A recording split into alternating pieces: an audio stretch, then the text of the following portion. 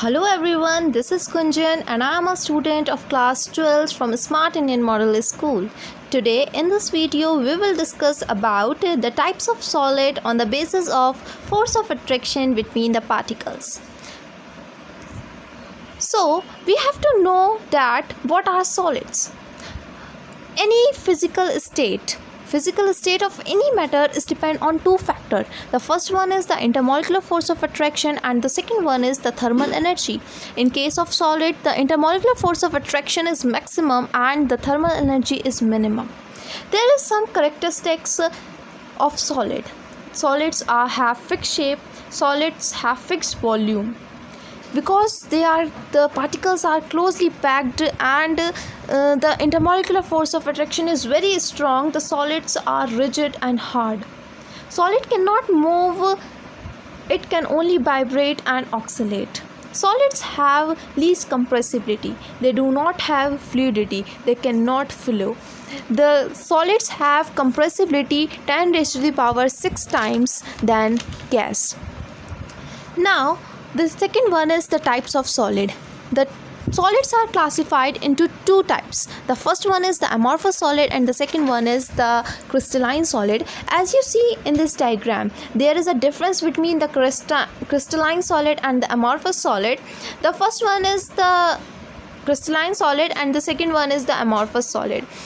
Crystalline solid, you can see in this diagram the particles may be ions, atoms, molecules. Particles have a regular three-dimensional arrangement, but in amorphous solid we can see the irregular shape, the irregular three-dimensional. There is no arrangement in the structure. Crystalline solids have long range order, but amorphous solid have a short range order. When crystalline solids are cut with a knife, we can see a smooth surface is obtained, but when we see the amorphous solid, there is a rough surface which is obtained by cutting of amorphous solid. In this video or in the chapter first solid state of class 12th, we have only discussed about the crystalline solid, their types and all. We have no need to discuss about the amorphous solid. So the classification of crystalline solid on depending on two factors. The first one is the intermolecular force of attraction between the particles and the second one is the type of particle present in that solid. So there are four types of crystalline solid. The first one is the ionic solid, the second one is the metallic solid, the third one is the covalent solids, and the fourth one is the molecular solid. So firstly we will discuss about the ionic solid. As we all know that in ionic solid the constituent particles are ions. As we see the name ionic, so it means the constituent particles are ion. It may be cation, it may be anion. So anions are the big ion which is negatively charged, and cation is the small ion which is positively charged, and these both ions are held together by the very strong force of attraction, that is the electrostatic force of attraction. As you see in this diagram, it is a structure, it is a lattice of NaCl, and this positive charge atom is a positive charge ion is denote Na positive, that is sodium, and this big negative charge ion, that is anion, show the chlorine, and it is a structure of sodium chloride. The second one is the metallic solid. As we all know that metals are the good conductor of electricity, and metallic solids are made up of constituent particles, atoms, okay, and the force of attraction between these atoms is the metallic bond, and this is due to the delocalized valence electron. The properties of metallic solids, as we all know that metals are good conductor of electricity, they are malleable, they are ductile, some metals the they are soft to very hard, they are low to very high melting point. The examples are, there are many examples. All the metals like copper, gold, they all are metallic solids.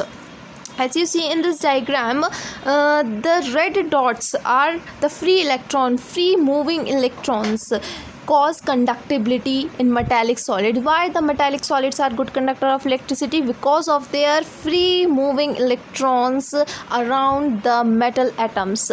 That's why the metallic solids are good conductor of electricity.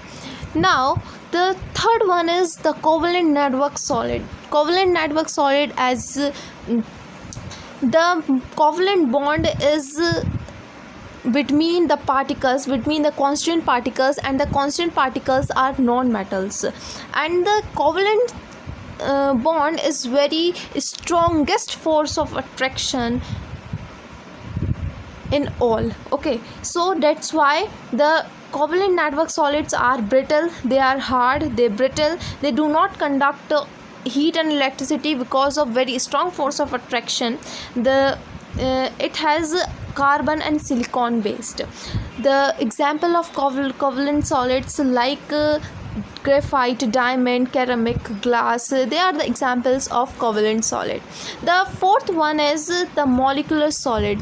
The constant particles are dispersion force. The constant particles are molecules, and these molecules are held by the very weak force of attraction, which is called the dispersion forces, and it is also called as van der Waals forces and the London forces. And molecular solids are made up of molecules, and molecules may be polar, may be non-polar, and maybe it is a hydrogen bonded.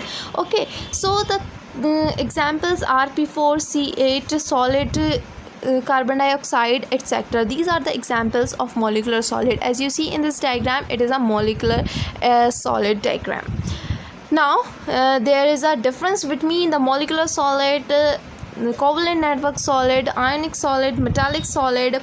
In metallic solid, extended network of atoms held together by metallic bonding. Okay, and in an ionic bonding, extended network of ions held together by ion-ion interaction. For example, NaCl and MgO. NaCl means sodium chloride and MgO is magnesium oxide. The covalent network solid, extended networks of atoms held together by covalent bond. The intermolecular force of attraction, name it covalent bond. For example, in carbon and in silicon. Okay, the fourth one is the molecular solid, discrete molecules held together by the intermolecular force.